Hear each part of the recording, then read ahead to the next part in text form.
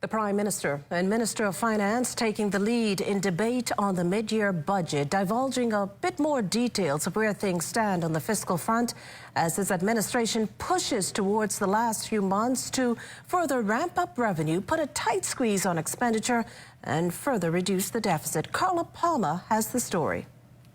The government is drawing a line in the sand and ensuring those who make more money pay more, with the introduction of the corporate income tax that's targeting multinational companies earning over 750 million euros annually, or $800,000+.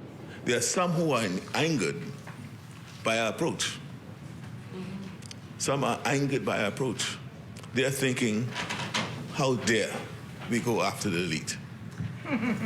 Some people have been evading their business license fees, their customs duties, and the real property taxes for so long. It now feels like they are being targeted when we ask them to finally pay what they owe.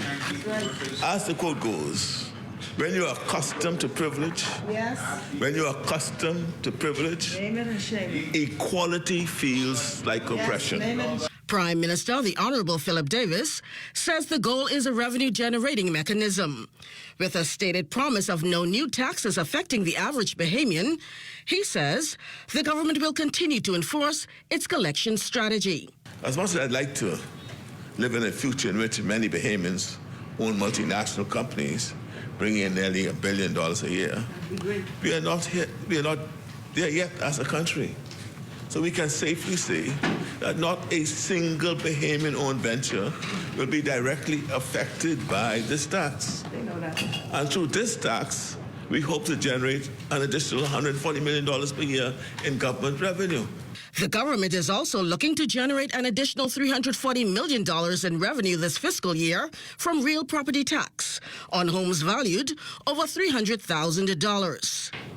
The government will benefit from the collection of up to $800 million in real property tax arrears. In fact, we have already begun the collecting of these monies owed.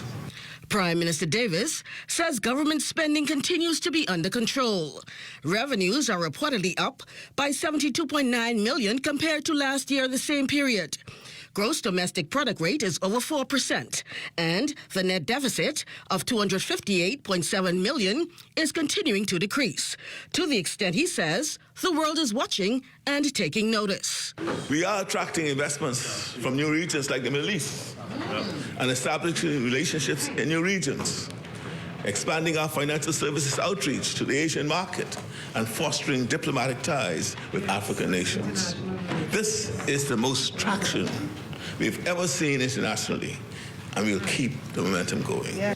Prime Minister Davis acknowledged crime as a key priority for his administration, and an equally important issue, he says, is the cost of living.